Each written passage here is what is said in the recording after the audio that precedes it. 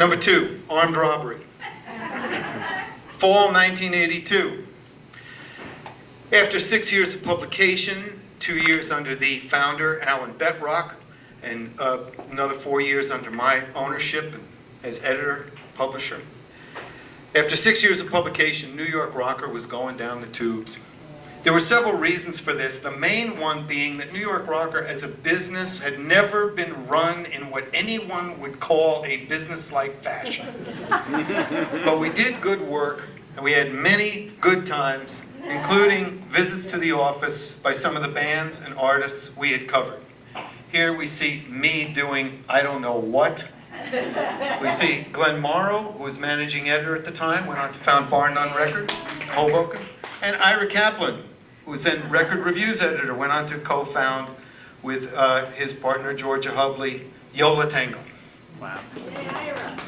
Okay, we did good work and had many good times, including visits to the office by some of the bands and the artists we covered. Richard Hell, the Flesh Tones, Lords of the New Church with Stiv Bators. They all dropped by, hung out, they were interviewed or photographed. The Go-Go's brought a birthday cake.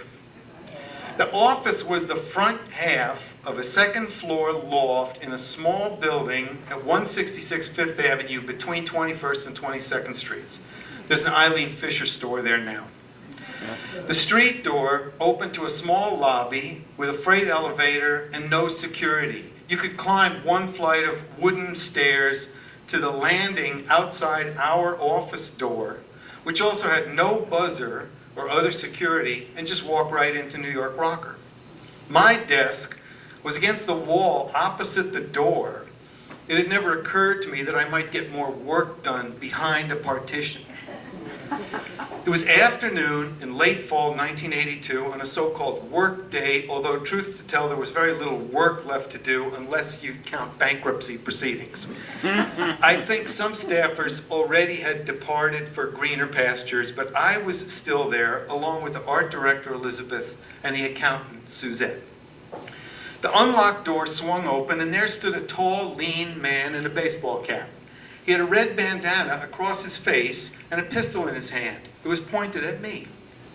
Remembering the Go-Go's and that birthday cake, I said, "Hey man, who sent you?" "This ain't no joke," he replied. "This is a holdup."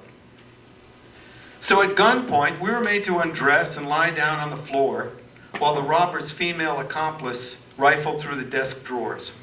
Elizabeth and Suzette got to keep their underwear on. I did not. My embarrassment was partially displaced by my disgust at having to lie on a floor that had not been washed in living memory. At this moment, Carol, a booker for CBGB, arrived on the landing with some flyers for an upcoming show. I couldn't remember her ever visiting the office at any time in the previous 5 years. Nice timing. Now she had to lie on the floor, albeit fully clothed. The accomplice became increasingly frantic as she opened and shut the drawers. I heard her exclaim, "There ain't no money here." She's absolutely right, I thought to myself. We've been busting our humps for 5 years on this damn magazine and there still ain't no money here. The robbers took whatever we had in our pockets, along with a few pieces of jewelry from the women, and split. It was all over in 5 minutes. We got dressed and dialed 911. The cops came quickly, although as soon as they saw no one had been hurt, there was a certain easing of urgency on the part of New York's finest. A detective arrived to interview me. I told him what had happened, then asked him why we'd been made to take off our clothes. He looked at me like I was 8 years old and replied, "So you wouldn't run after them."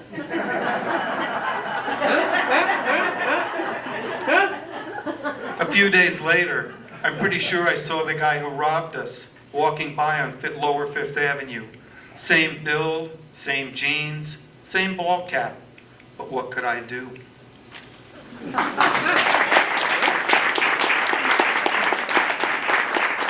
My last story is called Prince, the Concert. In March 1985, my mother, Phyllis Schwartz, was working as a fundraiser for Lehman College in the Bronx. a 4-year working class school with a largely black and Latino student body. New York Rocker was over, and I was working out of my apartment as a freelance PR